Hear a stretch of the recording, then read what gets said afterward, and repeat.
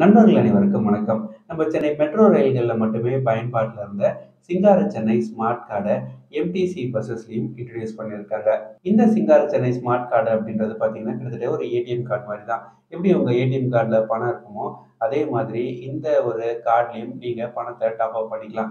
இப்படி top up பண்றதுனால என்ன ஒரு அட்வான்டேஜ் அப்படின்னு பார்த்தீங்கன்னா, நீங்க பஸ்ஸஸ்லயோ, ட்ரெயின்ஸ்லயோ போகும்போது ஒவ்வொரு வாட்டியும் சில்லறைய எடுத்து குடுத்து நீங்க டிக்கெட்ட வாங்க வேண்டிய அவசியம் இருக்காது. இதுல நீங்க ஒரு ரூ. 500வோ, ரூ. 500வோ போட்டு வச்சுக்கிட்டீங்க அப்படின்னா, இந்த கார்ட ஸ்வைப் பண்ணி உங்களால உங்க டிக்கெட்ட வாங்கிட முடியும். இந்த கார்ட்னால ஏதாவது யூஸ் இருக்குமா அப்படின்னு பார்த்தா இருக்க தான் செய்யுது. காலை நேரங்கள் அதுவும் அலுவலகத்துக்கு போறவங்க சில்லறைய தேடி அலைய வேண்டிய அவசியம் இருக்காது.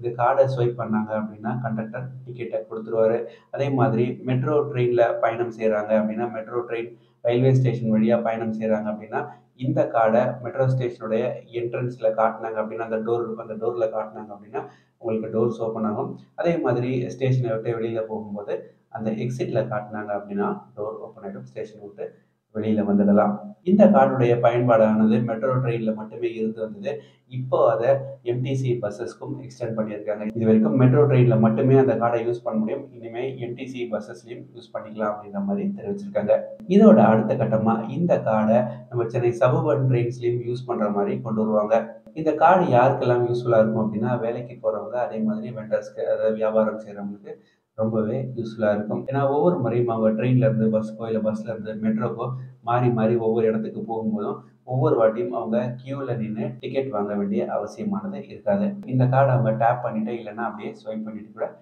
போயிட்டே இருக்க முடியும். நம்ம சென்னை சரவணன் ரயில்வே ஸ்டேஷன்ஸ பொறுத்தவரையில, ஒவ்வொரு ரயில்வே ஸ்டேஷன்லயுமே ஒரு கியாஸ்க் மாரியான டிவைஸ் ஒண்ணு இருக்கு.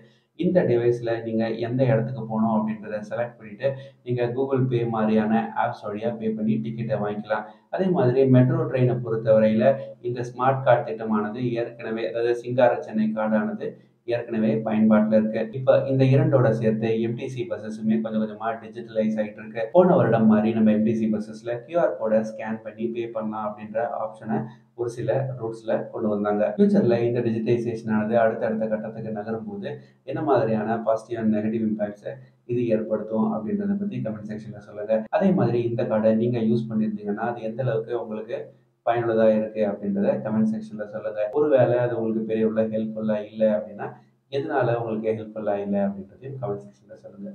இதே மாரி சென்னையிலிருந்து தகவல்களுக்கு மறக்காம நம்ம சேனலை சப்ஸ்கிரைப் பண்ணி வச்சுக்கோங்க. நன்றி, வணக்கம்.